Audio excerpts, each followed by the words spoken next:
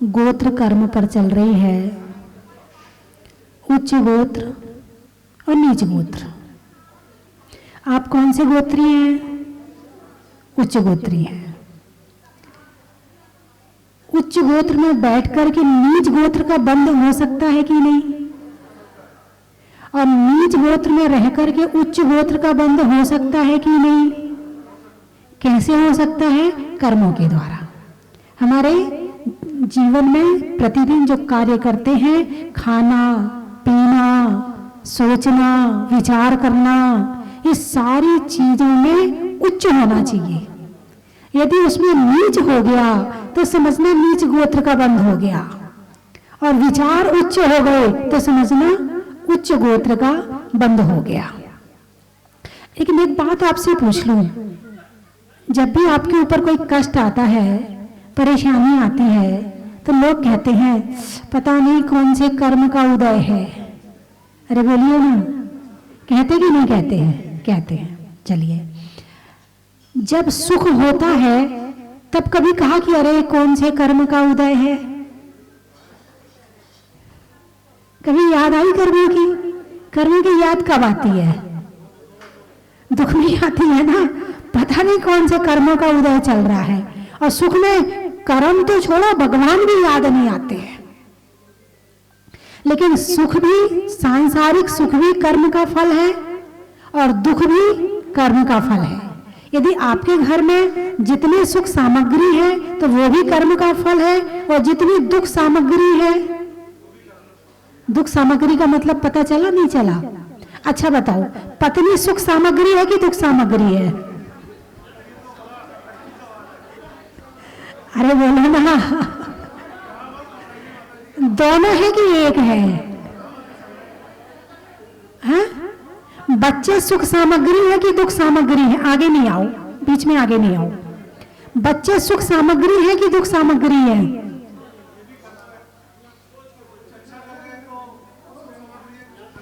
चलो आप थोड़े समझदार हैं, सुख और दुख का मतलब समझते। अच्छा, तुम्हारे घर में जो फ्रीज है वो सुख सामग्री है कि दुख सामग्री है? अरे बोलो ना, भोग तो है, लेकिन उससे सुख मिलता है कि दुख मिलता है? किस किस को सुख मिलता? हाथ उठाओ फ्रीज से। अब मौसम बदल रहा है, फ्रीज का ठंडा पानी पी लो, पता चल जाएगा सुख सामग्री है कि दुख सामग्री है। ठीक है? अच्छा, तुम्हारे घर में एसी है, कूलर है, पंखा है, चलो दूर में पंखा की बात कर लेते। पंखा सुख सामग्री है कि दुख सामग्री है? अभी मौसम बदल रहा है, रात को चला के सो जाओ, सुबह नाक पोंछोगे उठ के, दवाई खाओगे। यानी कोई भी चीज ना तो सुख है ना दुख है, हमारे उपयोग पर निर्भर है, हमारे कर्मों पर निर्भर है। जैसा कर्म होता है वैसा हमारा दिमाग दौड़ता है, वैसा हम काम करने लगते हैं। और दुख अपने हाथ से हम खुद ही दुख बुला लेते हैं।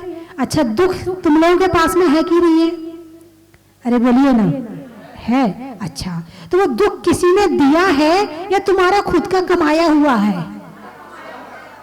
अरे बड़ी समझदार है, ओहो हो। और अभी घर में कोई बात हो जाए तो अपने ऊपर लोगे? अभी तो बड़े प्यार से ले रहे, नहीं हमारी गलती है। अभी सामने वाला कहते तूने ऐसा नहीं किया, अरे वो इसलिए नहीं किया, अरे वो इसलिए नहीं किया, वो ऐसा था ना इसलिए। 100 बहाने बताओगे मगर अपनी गलती नहीं मानोगे, हैं? और अभी कितने प्यार से वो जो ये बिछाई और कर दें, यहाँ पर बिछाई और कर दें। आज तो भक्त बड़े, आज शनिवार है क्या? तभी तो मैं सोच रही आज संख्या कैसे बढ़ गई। ठीक है, अभी शहर बाद में पूछूंगी, अभी वो महत्व मुझे पता नहीं, महत्व बताना है, आपका महत्व जरूर बताऊंगी। ठीक है, चलिए। तो सुख भी कर्म का फल है, दुख भी कर्म का फल है। सामग्री अपने आप में ना सुख है ना दुख है, हमारे कर्मफल पर निर्भर है। हम अपनी गलती यहाँ बैठकर तो मान रहे कि हमारे कर्म का उदय है। यदि घर में जुकाम हो जाए तो सामने वाले पे तूने ये खिला दिया, ऐसा नहीं देता ना खाने को तो हमें जुकाम नहीं होता, तूने ऐसा कर दिया, ऐसा नहीं होता ना तो ऐसा होता। आज मुझे आपको बहुत जरूरी बात बतानी है, इसलिए आज आपको बिठा रही हूं मैं। जैसे माँ होती ना, बेटे से किसी तरह इसके दिमाग में डाल दूं, ये समझ नहीं रहा भी कि क्या चीज क्या बताने वाली हूं, वो सुनने तैयार नहीं है और माँ कहती है मैं तो सुना के रहूंगी।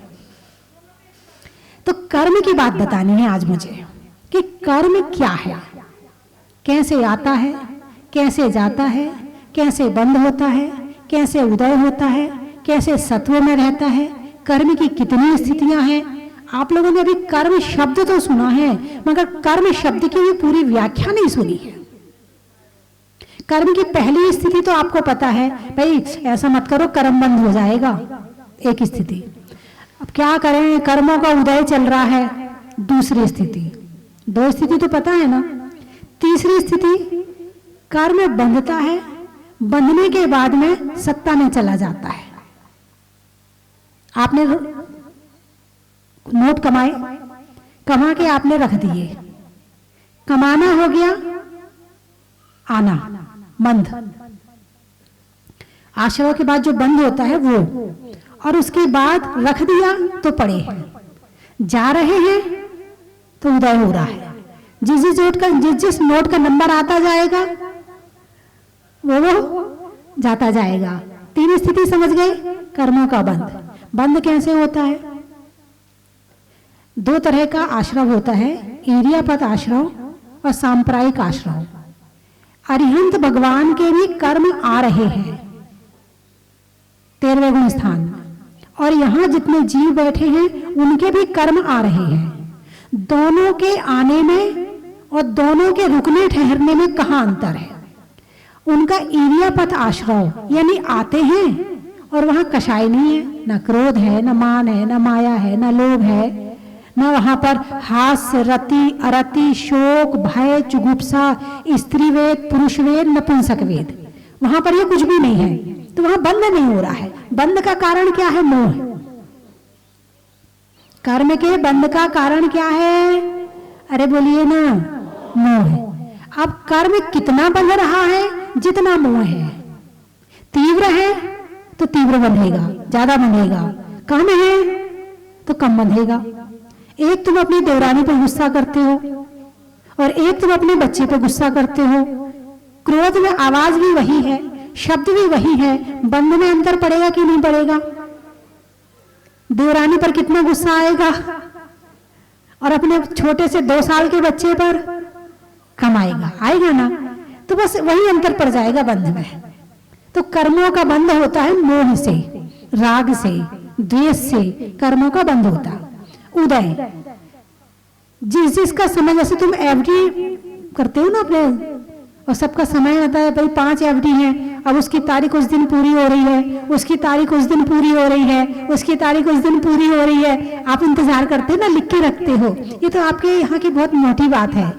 ऐसे ही जब कर्म बंधता है तो बंधना के समय ये हो जाता है कि कितनी स्थिति के लिए बंधा है, कितने दिन के लिए बंधा है, कितने साल के लिए बंधा है, कितने भावों के लिए बंधा है। 1000, 2000, 10,000 मोह की स्थिति आपको मालूम है? 70 कोड़ा कोड़ी सागर बन सकता है मिथ्यात्व का। दर्शन मोहिनी का 70 कोड़ा कोड़ी सागर और चारित्र मोहिनी का 40 कोड़ा कोड़ी सागर। ये उत्कृष्ट स्थिति है। तो बंद इतना, और कम से कम कितना? अंतर मुहूर्त। अभी किया है बंद, अभी 2 मिनट बाद, 5 मिनट बाद उदय में ले लो। जो कर्म जितने कम भावों के साथ में बांधा जाएगा वो यहीं के ही निपटता चला जाएगा, और जितना तीव्र भावों के साथ में बांधा जाएगा उतना लंबे समय तक भोगना पड़ेगा। आगे समझ में? उदय, बंद, उदय। तो उदय कितना आएगा? जितना बांधा है उतना उदय में आएगा। जिन भावों से जैसे बांधा था, और फिर जैसे कि आपको मालूम है कि श्रीपाल ने मुनिराज को कोड़ी कहा था। क्या कहा था? कोड़ी। कोड़ी कहा ही था ना, मुंह से कहा था। अब मुंह से कही हुई बात का फल कितना है? कोई तुम्हें कोड़ी कह दे, निकल गया, क्या इतना ही फल है इसका? अरे बोलिए ना। जो बंद किया है, पहली बात एक इंद्रिय की हिंसा में कितना बंद, 2 में उससे ज्यादा, 3 में उससे ज्यादा, 4 में उससे ज्यादा, पंचेंद्रिय की उससे ज्यादा, मन सहित पंचेंद्रिय का उससे ज्यादा मिथ्या दृष्टि मनुष्य का, उससे ज्यादा सम्यक दृष्टि मनुष्य का, उससे ज्यादा व्रति त्यागी व्रति के हिंसा का, उससे ज्यादा मुनि हारिका की हिंसा का पाप लगता। ये पाप की संख्या बढ़ती जा रही, जैसे जैसे इंद्रियों की संख्या बढ़ती जा रही है वैसे वैसे कर्मबंध की संख्या भी बढ़ती जा रही है। तो श्रीपाल ने कोढ़ी किसको कहा था? किसी सामान्य व्यक्ति को नहीं कहा था। किसको कहा था? मुनिराज को कहा था। अब मुनिराज को कहा था तो मुनिराज को कहा हुआ कर्म निधत्य निकाचित बन गया। अभी निधत्य निकाचित का आएगा प्रकरण। निधत्य निकाचित बन गया वो कर्म, और जब वो निधत्य निकाचित बन गया फल देकर ही जाएगा। ऐसा कर्म जब बन गया है तो कैसे रोम रोम से फूट के निकलेगा। यानी एक पाप आप किसी सामान्य व्यक्ति के साथ करते हैं और एक काम आप किसी धर्मात्मा के साथ करते हैं, दोनों में महान अंतर है। किसी धर्मात्मा को चोट देते समय जरा आप सोच लेना, क्योंकि इसको चोट मारने के बाद 100 गुनी चोट हमें लगेगी। किसी मिथ्या दृष्टि को आप कर रहे हो कोई दिक्कत नहीं है, किसी सम्यक दृष्टि को करोगे उसका फल 10 गुना मिलेगा, पुण्य भी मिलेगा और पाप भी मिलेगा। सेवा करोगे तो पुण्य भी 10 गुना मिलेगा, ऐसा नहीं कि केवल पाप ही मिलेगा। तो श्रीपाल ने क्या कहा था? कोड़ी। फल क्या मिला था?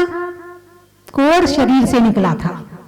कितनी स्थिति के लिए बन गया? पिछले जन्म में कहा था और इस जन्म में उसका फल पाया। राजा के यहाँ पैदा हो गया, राजकुमार बन गया, राजा बन गया, राजगद्दी मिल गई, कर्म ने नहीं छोड़ा। अब ये राजा है तो इसे कर्म उदय में ना आऊं, छोड़ा नहीं कर्म ने। क्या उदय में आया? उसके साथ उसके जो साथी थे, 500 थे, 700 थे, 700 थे। वो 700 साथी क्या हुआ? उनने कहा नहीं था, केवल ताली बजाई थी। क्या किया था? पाप के कार्य की अनुमोदना करी थी। दिन भर यहाँ कितनी अनुमोदना करते हो? कितनी अनुमोदना चलती, बिना सोचे समझे किस किस की अनुमोदना कर लेते हो हैं? उसमें उन्होंने केवल अनुमोदना करी थी। उस अनुमोदना का फल कैसे निकला? कोढ़ निकल के निकला। कितने समय तक के लिए जंगलों में भटकते रहे? कितने समय तक के लिए है? अपने राज्य से, अपने घर से, अपने परिवार से दूर रहना पड़ा था। तो कर्म बंद और कर्म उदय, बात समझ में आ गई? कर्म बंद और कर्म उदय समझ में आ गया। कर्म की सत्ता जो भी मैंने बताया, कर्म आया, जितने समय के लिए बांधा, जैसे जेल जाते ना लोग, 14 साल की जेल हो गई, 15 साल की हो गई, 20 साल की हो गई, आजीवन कारावास। अब उतने समय उसे जेल में रहना पड़ेगा, वहां जाके वो बैठ गया। ऐसे ही कर्म आया और आके सत्ता में पड़ा हुआ है। ये सत्व, ये तीसरी स्थिति है कर्म की। चौथी स्थिति संक्रमण। कर्म का संक्रमण भी होता है। जैसे ज्ञानावरण कर्म है, मति, श्रुत, अवधि, मनय, पर्याय, केवल ज्ञानावरण। तो इन कर्मों का आपस में संक्रमण होता रहता है। कैसे होता है? जैसे मोहिनी कर्म है, या और भी 8 कर्म कोई और कर्म है। जैसे यदि कोई व्यक्ति स्वर्ग में गया, अब स्वर्ग में गया तो यहां उसने क्या पाप नहीं किए होंगे? अरे बोलिए ना, किए होंगे ना। लेकिन स्वर्ग में चला गया तो उसका पाप पुण्य होके उदय में आता है। पाप संक्रमित हो गया, पाप पुण्य बन गया। जो नरक गया उसने कभी पुण्य भी तो किया होगा, लेकिन वहां जाके वो पुण्य का फल क्यों नहीं मिल रहा है? द्रव्य, क्षेत्र, काल, भाव, क्षेत्र का प्रभाव है। क्षेत्र के प्रभाव से कर्म संक्रमित हो जाता है। आप यहां बैठे, इको कम करो थोड़ा। आप यहाँ पर बैठे हैं, अब इतने लोग बैठे हैं, क्या इनका सबका एक साथ ही पुण्य का उदय चल रहा है? नहीं, यहाँ जो बैठे हैं उनमें से किसी के पाप का उदय भी चल रहा होगा, लेकिन क्षेत्र का प्रभाव है कि वो पाप भी पुण्य रूप परिवर्तित होके आ रहा है। यह है संक्रमण। इसलिए अच्छी संगति, अच्छे स्थान पे यदि जब भी आपको मौका मिले जरूर आपको बैठना चाहिए, ज्यादा से ज्यादा करो, क्योंकि जो पाप है वो भी पुण्य बन के अपना निकल जाता है। अब जैसे अभी यहाँ बैठे हैं और कोई चोर आएगा तो चोरी करेगा क्या? क्यों? सब सावधान है, यहाँ तो कोई भी पकड़ लेगा मुझे। मतलब चोर भी आएगा तो वो भी साहूकार बन के आएगा। क्या बन के आएगा? साहूकार बन के आएगा। ऐसे ही यहाँ पाप भी आएगा, पुण्य बन के आएगा। इसीलिए अच्छी संगति और अच्छे स्थान पर आपको ये मिलाते रहना चाहिए निमित्त, कि कैसे अच्छे निमित्त मिलते रहे। आपके घर में टीवी है ना, सबसे अच्छा पुण्य का निमित्त टीवी है, पाप का भी निमित्त टीवी है। टीवी अपने आप में कुछ नहीं है, लेकिन यदि आप चाहो तो आपके लिए पुण्य में भी कारण है और आपके लिए पाप में भी कारण है। टीवी का कैसा उपयोग कर रहे हो? टीवी आपको मोक्ष भी भेज सकती है और टीवी आपको नरक भी भेज सकती है। मोबाइल भी तो है ना, टीवी तो बहुत घर में छूट जाती है। यहाँ तो जेब में टीवी लेके चल रहे हो, अरे बोलिए ना, है? अब तो हर जेब में टीवी है, टीवी के बिना कोई चलते ही नहीं है। अब तो ये मोबाइल आपको नरक भी भेज सकता है और ये मोबाइल आपको स्वर्ग, त्रयंच गति और मोक्ष भी भेज सकता है। इन मोबाइल की शक्ति नहीं है। जैसे बाजार है, बाजार में सब कुछ मिलता है, क्या खरीदना है ये आपकी निर्णय है, आपका निर्णय है। ऐसे मोबाइल में सब कुछ मिलता है, क्या देखना है ये आपका निर्णय है। वहां तो नोट लगते हैं ना, तो जरा सोच समझ के देखते हैं। अब यहाँ नोट तो एक बार दे दिए, अब चाहे तुम कुछ भी देखो, बुरा देखो, अच्छा देखो, वो देखने नहीं आ रहा है। तो कर्म का बंध, उदय, सत्व और संक्रमण, इनका काम कर लो। पहले ये क्या कह रहे हैं इनसे बातचीत कर लो, फिर मैं बोल लूंगी। कर लो, बातचीत कर लो आप। हाँ, जो भी काम करना करवा लो इनसे, है ना, फिर मैं बोल लूँ, कोई बात नहीं है। नहीं नहीं नहीं, कोई बात नहीं है। हो गया, काम हो गया? अच्छा, ठीक है। ये बीच बीच में दिमाग में कीड़ा उठता है लोगों के। जब एकाग्रता ना बने सुनने में, क्या कहा? जब एकाग्रता ना बने सुनने में तो दिमाग में फिर खुजली चलती रहती है। तो कर्म, कर्म क्या है? कर्म क्या है? कर्म पुद्गल है, लेकिन वो पुद्गल कर्म इस आत्मा को जीवंत होके फल देता है। भोगते हो नहीं भोगते हो? मनुष्य गति में बैठे हो, कौन से कर्म का फल है? मनुष्य गति कर्म का फल है। शरीर, आंख, नाक, कान सब कुछ मिले हुए हैं, कौन से कर्म का फल है? नाम कर्म का फल है। आप यहां बैठे हैं, ये भी कर्म का फल है। तो क्या कहा? संक्रमण, कर्म परिवर्तित होता है। बहुत लोग कहते हैं ना, अरे क्या करें, कर्म का उदय है ना, हम ऐसा नहीं कर सकते, हम ऐसा नहीं कर सकते हैं। तो कहते हैं कर्म में संक्रमण की स्थिति भी बनती है। आप अच्छा काम करो, आपका बुरा काम अच्छा बन जाएगा। आपसे पिछले में गलती हो गई है, आप प्रायश्चित करो, पश्चाताप करो, आप प्रतिक्रमण करो, आपका बुरा भी अच्छा हो जाएगा।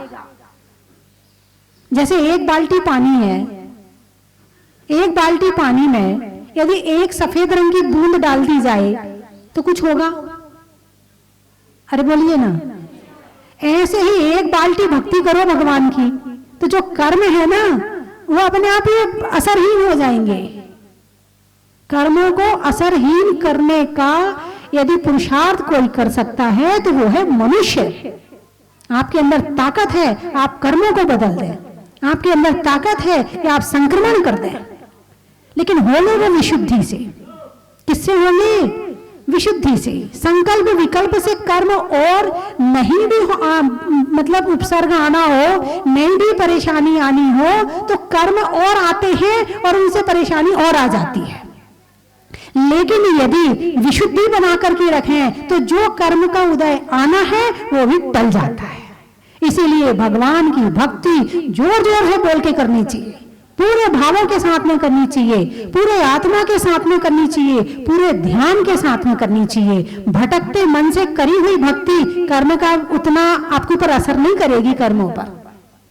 अभी आप बैठे हैं, बिल्कुल एकाग्रता से मेरी बात सुन रहे हैं, आपकी एकाग्रता में कहीं कोई कमी नहीं है। हाँ, कोई एक आध यहाँ भी बिल्ली आ जाए, कोई बंदर आ जाए तो थोड़ा मन भटक जाएगा, या पंडित जी खड़े हो जाए तो मन भटक जाएगा, वो इशारा करने लगे, कोई निमित्त मिल जाए तो आप भटक जाएंगे।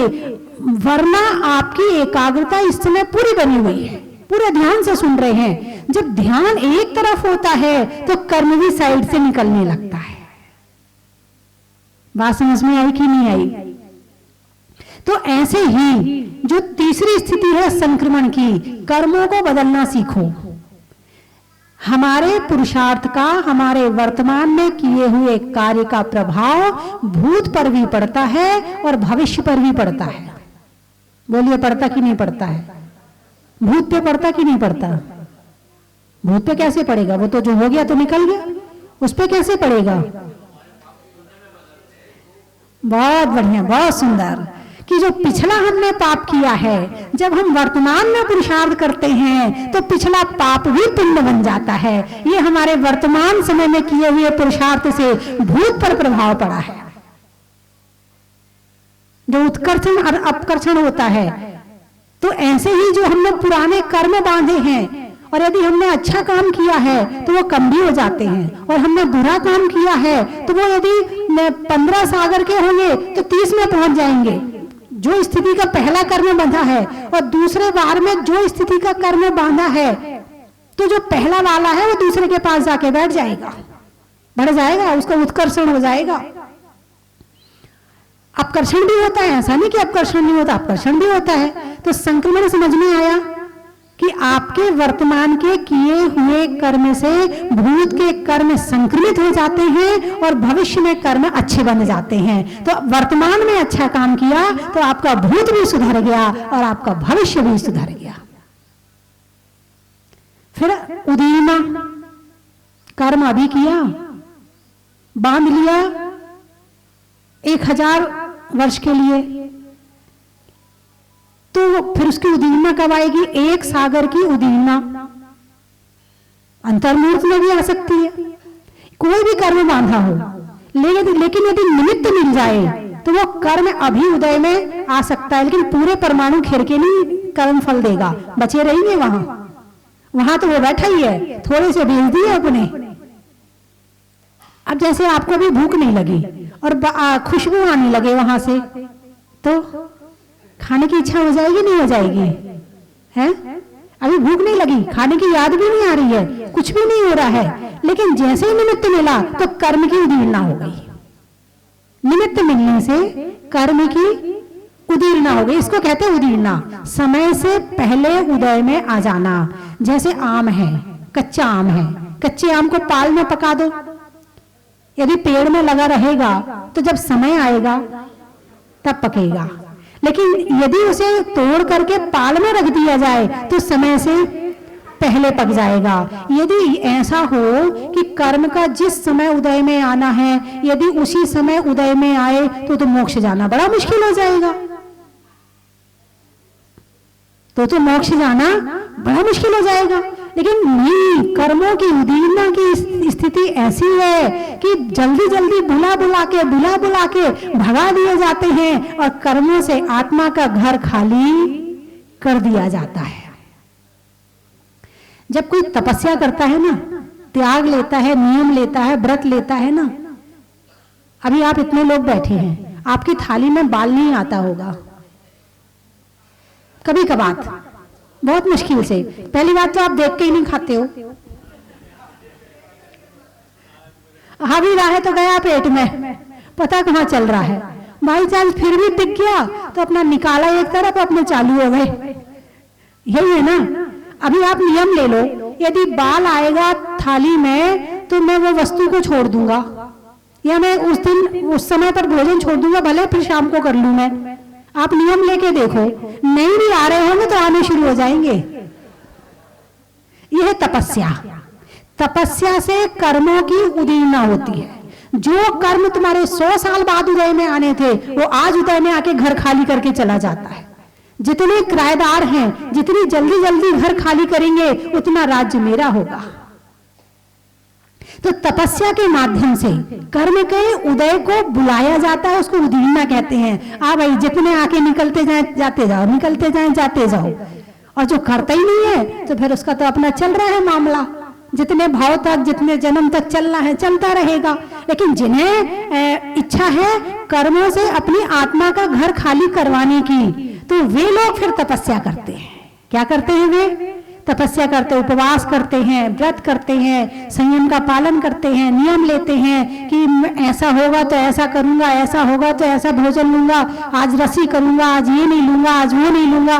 नियम ले लेके, और फिर एक बात और ध्यान रखना, आपने नियम ले लिया है, नियम लेने के बाद में यदि मान लो आपने मंदिर गए और रोज एक नियम लेने का मन बना लो कि रोज एक नियम लेंगे, ठीक है, और वहां मंदिर में वो रखे भी होते हैं नियम लेने वाले। अब उसमें आया आलू का पराठा नहीं खाना, और घर गए, अब बताओ कल से नियम लोगे? हैं? और या फिर तो दूसरी पर्ची निकालोगे, आज तो घर में आलू के पराठे बने हैं, दूसरी पर्ची निकालने। मतलब क्या रहा? जब तक परीक्षा नहीं दी आपने नियम में, तब तक आपका मतलब क्या रहा नियम लेने का? अब आपके घर में कद्दू है ही नहीं है, और आज हम कद्दू नहीं खाएंगे। अरे जो चीज है उसको छोड़ा है, तो उससे फिर जो निर्जरा होती है, इसको कहते हैं कर्मों की निर्जरा, सविपाक और अविपाक। एक होती कर्म समय पर उदय आना, सविपाक, और अविपाक समय से पहले बुला के भगा देना, ये अविपाक निर्जरा है। और वो होती है तपस्या के माध्यम से, इसको कहते हैं उदीर्णा। क्या कहते हैं इसको? उदीर्णा। एक स्थिति बनती है कर्मों की उपशम। कर्मों के 10 करण होते हैं, कर्मों के 10 करण होते हैं, उदय, सत्व, बंध, उदय, उदीर्णा, संक्रमण, निधत्ति, निकाचित, उत्कर्षण, अपकर्षण। ये 10 करण होते हैं कर्म के, 10 स्थितियां होती हैं। आपको पता ही नहीं होगा कि कर्म बदलता भी है, आपको पता ही नहीं होगा कर्म उदय समय से पहले भी आता है, आपको पता ही नहीं होगा कि उत्कर्षण और अपकर्षण भी होता है इसका। अब जैसे उपशम लें, तो इस समय आप यहां बैठे हैं, तो ऐसे लोग भी होंगे जिनके क्रोध कर्म का उदय आ रहा होगा। क्या आ रहा होगा? क्रोध कर्म के उदय आ रहा होगा। लेकिन यहां पर वो आप प्रवचन सुन रहे हैं ना, तो कर्म उपशम हो गया। जैसे गिलास में पानी रखा है और उसमें कीचड़ है, और जब गिलास को एकदम स्थिर रख दिया जाए तो कीचड़ नीचे बैठ जाती है, कीचड़ नीचे बैठ जाती है। अब ऊपर का पानी साफ है, इसमें सबके भाव शुद्ध है, सबके विचारों में शुद्धि है। क्यों? अभी कीचड़ नीचे बैठी हुई है। ये जो कीचड़ नीचे बैठने की स्थिति है, इसका नाम है उपशम। जितना मंदिर में रहो, जितना सत्संगति में रहो, जितना अच्छे कार्य करते रहो, अपने घर में इस तरह के वातावरण निर्मित करते रहो, तो कर्म का उपशम चलता रहेगा। और यदि गड़बड़ करी तो तुरंत उदीर्णा में लो। क्रोध नहीं भी आना होगा तो तैयार खड़ा है अंदर में, मन कहता है क्रोध नहीं करना है, और जब आता है तो मन तो एक तरफ रखा रह जाता है और भाव उमड़ के आ जाते हैं। ऐसा ही है ना? तो उपशम, कर्मों का उपशम। आपको क्रोध आ रहा है, लेकिन आपने अपने मन को शांत कर लिया, नहीं अरे क्यों फालतू दिमाग खराब करना है, अभी इतना कर्म बंद, पहले से इतने कर्म भोग रहे हैं, अब और भोगे क्या, अरे जो हो रहा है तो ठीक है, अब मैं नहीं गुस्सा करता, नहीं मैं नहीं करूंगी गुस्सा। ऐसा कई बार आप लोग करते कि नहीं करते? आपने अपने कर्मों का उपशम अपने द्वारा अपने हिसाब से कर लिया।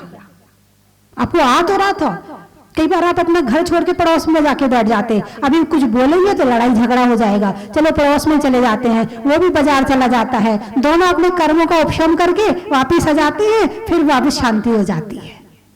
ऐसा भी होता है कि नहीं होता है? हैं? तो ये क्या है? ये उपशम। ये भी हम यदि जो तीव्र वेग है उसको रोकना चाहें, और यदि मान लो तीव्र कर्म का उदय आ भी रहा है और हम पुरुषार्थ करें तो उपशम उसका हो जाता है। हो सकता कि नहीं हो सकता? भाई गिलास है, कीचड़ है पानी में, हिलाते रहोगे तो हिलता रहेगा, रख दोगे शांत हो जाएगा। ऐसे जितना ज्यादा बढ़ाओ क्रोध को उतना बढ़ता जाएगा, जितनी ईर्ष्या बढ़ानी चाहो उतनी ईर्ष्या बढ़ाओ, जितना अहंकार बढ़ाना चाहो उतना अहंकार बढ़ाओ, है जितना लोभ बढ़ाना चाहो उतना लोभ बढ़ाओ। ये तो ऐसी चीजें से आग में घी। हम कहते हैं हमारी आग तो बुझ ही नहीं रही है, कारण क्या है? अब डाल रहे हो घी, पानी डालो ना, डालते तो घी है और कहते हैं तो आग भड़क रही है, तो बननी नहीं होती है। हम कषायों पे इतना 24 घंटे क्रोध मान माया लोभ पर इतना ईर्ष्या का द्वेष का दिन भर डालते रहते हैं और फिर कहते हैं हमें तो शांति मिलती नहीं है। अरे भगवान महावीर ने जो कहा है ना, उनके कहे अनुसार चलो तो सही, घर परिवार देश समाज सब में शांति हो जाएगी। मगर ये कषाएं इंसान को शांति से नहीं बैठने देती हैं। और वो क्या नहीं बैठने देती? हम खुद करते हैं। भाई क्रोध ऐसी चीज तो है नहीं कि हम चाहें तभी तो होगा ना, हम चाहेंगे तभी तो क्रोध होगा ना, हम नहीं चाहेंगे तो। अच्छा मुझे ये बताओ, तुम्हारे यहाँ टीवी है, रिमोट है उसका? अरे बोलो ना, है रिमोट है, तो तुम मतलब उसमें चैनल अपने आप खुलते हैं या जो चैनल तुम देखना चाहते हो उसकी बटन दबाते हो? जो देखना चाहते हो उसकी बटन दबाते हो तभी चैनल खुलता है। तो तुम्हारे अंदर ये क्रोध मान माया लोभ के चैनल है, इसकी बटन इसका रिमोट तुम्हारे हाथ में है कि सामने वाले के हाथ में है?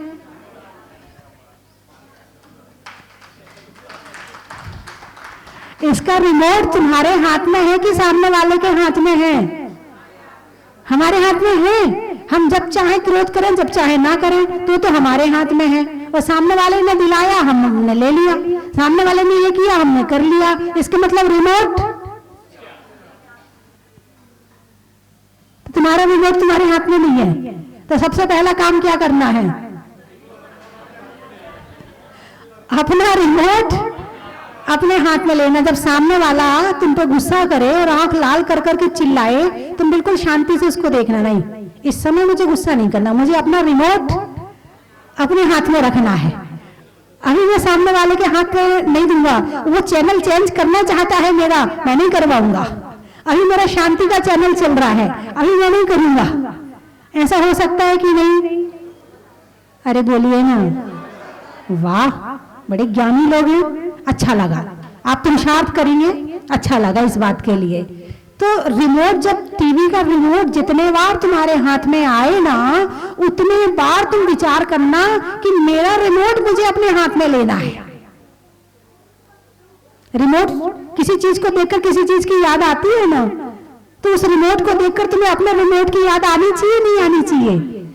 आज से आएगी नहीं आएगी? आएगी। भूल जाओ तो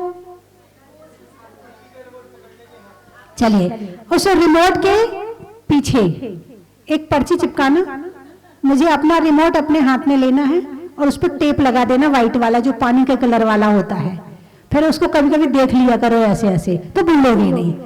अरे यदि आपने कहा हाँ हाँ ठीक है कर लेंगे, तो फिर अब मुझे पता है, अभी आप यहां से बाहर निकलते ही भूल जाओगे।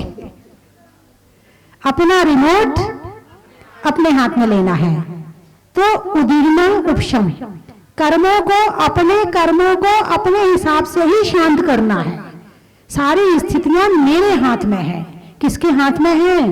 मेरे हाथ में है। भगवान महावीर को मोक्ष किसने भेजा? भक्तों ने। अरे बोलो ना, भगवान महावीर को मोक्ष किसने भेजा? उन्होंने स्वयं ही। अच्छा, तो उन्हें केवल ज्ञान किसी ने दिलाया होगा? नहीं तो? अरे कुछ तो बोलो। उनके त्याग ने? अच्छा, और उनकी तपस्या ने? अच्छा, तो इन पर तो उपसर्ग भी हुए थे। वो एक व्यंतर देव था, उसने बहुत उपसर्ग किया था, तो भगवान महावीर ने उसका जवाब दिया था क्या?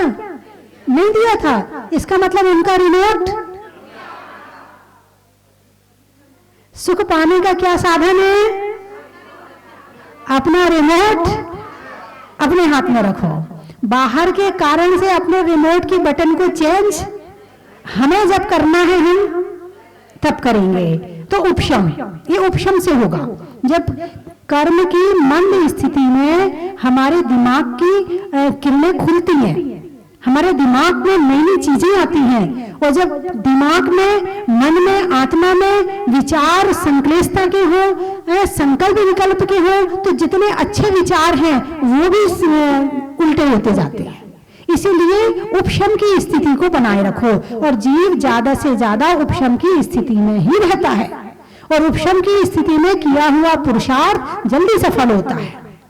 यदि अभी तीव्र उदय आ रहा होता तो तुम यहां नहीं पहुंच पाते। तुम्हारे दर्शनावरणी कर्म का तीव्र उदय होता तो आप यहां पहुंच पाते क्या? नहीं पहुंच पाते। जब यहां नहीं पहुंच पाते तो यहां बैठ के सुन पाते क्या? नहीं सुन पाते। इसका मतलब आपके कर्म का उपशम हुआ, आप यहां आए, आपने भगवान का अभिषेक किया। यदि क्रोध आ रहा होता, यदि कमरे में किसी से झगड़ा हो जाता और गुस्सा आ रहा होता तो आप अभिषेक करते क्या? नहीं करते। नहीं करना, जाओ, भगा देते, नहीं जा रहे मंदिर, ऐसा हो जाता कि नहीं? इसका मतलब क्या हुआ? आपके कर्मों के उपशम की स्थिति बनी और आपने भगवान की भक्ति करी, तो धर्म पुरुषार्थ सफल हो गया। तो ज्यादा से ज्यादा समय आपके कर्मों का उपशम ज्यादा चलता है, इसलिए पुरुषार्थ करते रहना चाहिए। एक समय भी फालतू नहीं करना चाहिए। व्यर्थ बातों में क्या रखा है? अनादिकाल से बातें करी है। समय हो गया है, 30 मिनट हो गए, पता नहीं चला। यह है सुख का समय कैसे बीतता है ना? चलिए, मैं 3 चीजें बोलूंगी, बाकी चर्चा कल करूंगी। और सवाई माधोपुर, हाँ, वहां से अध्यक्ष जी आए हुए हैं। अभी 5-2 मिनट में महत्व बता दूं पहले आपका, पहले आप बैठ जाए, है ना? पहले महत्व बता दूं, फिर आपको बुलाएंगे। भोजन में भात का, इसमें वेश बढ़ाओ थोड़ा सा। भोजन में भात का, तत्वों में सात का और तीर्थंकरों में मुनि सुब्रत नाथ का बड़ा ही महत्व है। चंद्रमा में गुरुत्वाकर्षण का, भौतिकता में आकर्षण का और भगवान के दर्शन का बड़ा ही महत्व है। हिंदी में मात्रा का, स्कूल में छात्रा का, आज आपकी जहाजपुर की यात्रा का बड़ा ही महत्व है। अनाज में दाने का, इनाम में पाने का और आपके मुस्कुराने का बड़ा ही महत्व है। जीवन में धर्म का और महिलाओं में शर्म का और करने में अच्छे कर्म का बड़ा ही महत्व है।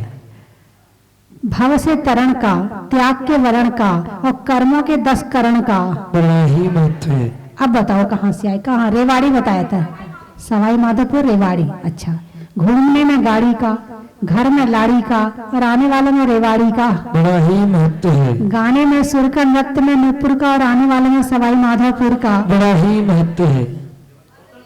जबलपुर, रिश्तों में ससुर का, देवों में असुर का और आने वाले में जबलपुर का बड़ा ही महत्व है। मालपुरा, अच्छा, रंगों में हरा का, जीवन में जरा का और आने वालों में मालपुरा का बड़ा ही महत्व है। दमोह, छोड़ने में मोह का, छोड़ने में मोह का और वस्तुओं की टोह का और आने वालों में दमोह का बड़ा ही महत्व है। जगतपुरी, भोपाल, स्वर्ग में परी का, छोड़ने में हरि का और आने वालों में जगतपुरी का जगनपुरी, जनकपुरी, अच्छा, और आने वालों में जनकपुरी का बड़ा ही महत्व है। जयपुर, अच्छा, जितने पुर वाले वो एक साथ आ जाओ। गाने में सुर का, नृत्य में नूपुर का, आने वालों में जयपुर का सिमरिया, अच्छा, बड़ा ही महत्व है। भोजन में दाल का, पूछने में हाल का और आने वालों में भोपाल का बड़ा ही महत्व है। सिमरिया। वस्तुओं में बढ़िया का, जातियों में बनिया का और आने वालों में सिमरिया का बड़ा ही महत्व है। वृक्षों में बड़ का, बड़ की जड़ का और आने वालों में प्रतापगढ़ का बड़ा ही महत्व है। दिल्ली, त्रियंचो में बिल्ली का, डंडा में गिल्ली का और आने वालों में दिल्ली का। सरधना, साता, चंदलाई। बाल कटाने में नाई का, बैठने में चटाई का और आने वालों में चंदलाई का। सावर, दवाइयों में डावर का और आने वालों में सावर का। छिंदवाड़ा, महिलाओं में कड़ा का, भोजन में बड़ा का और आने वालों में छिंदवाड़ा का। सेगांव, सेंगांव, अच्छा, मनुष्यों के प्रभाव का, सुधारने में भाव का और आने वालों में सेंगांव का। कानीवाड़ा, नागपुर, सीहोर, सिहोरा, अच्छा, गांव में दरा का, भोजन में बरा का और आने वालों में सिहोरा का। नागपुर, गाने में सुर का, रिश्तों में ससुर का और आने वालों में नागपुर का। अच्छा, रोहतक वाले भी बैठे, हरियाणा वाले, अच्छा अच्छा। लिखने में खत का, मकान की छत का और आने वालों में रोहतक का। राजा खेड़ा में पता था कोई ना कोई बचा है अभी। भोजन में बड़ा का, गर्मी में घड़ा का और आने वालों में राजा खेड़ा का।